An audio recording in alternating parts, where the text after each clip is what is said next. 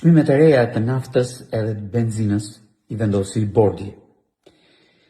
Nga ora 18:30, nafta që deri në këto orë tregtohej me 214 deri në 217 lek, po shitet, po tregtohet me 203 lek.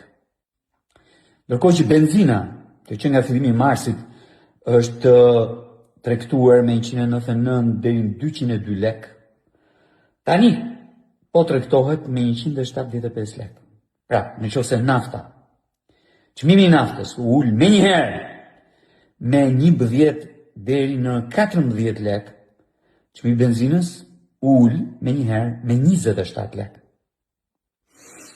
Patjetër që I gëzojmë këtij vendimi të bordit edhe çmimet e reja, si çdo qytetar tjetër I këtij vendi që I duhet furnizojë makinën e tij, por unë mendoj që bordi I detyrohet qytetarëve të këtij vendi jo vetëm çmime të drejta, si këto që sapo ju lexova, e sapo janë vendosur në tabela, por mbi të gjitha I detyrohet transparencë. Edhe me këtë model mizerabël tregu që ne kemi, ulja kaq e fortë me njerë, përmes I vendimit të bordit, patjetër që të shtyn të kërkosh transparencë.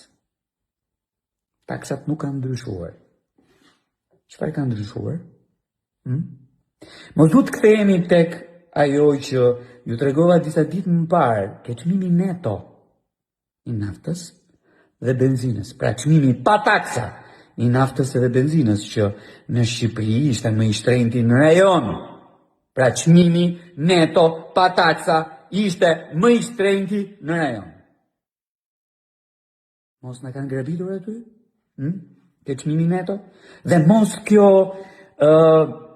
narrativa e mbështetur thjesht dhe vetëm tek taksat, ka qenë narrativa e tregtarëve të këtij modeli për të mbytur e për të fshehur, për të mbytur opinionin e për të fshehur të vërtetën mbi çmimin neto të naftës edhe të benzinës. E duam një përgjigje edhe patjetër që duam transparencë.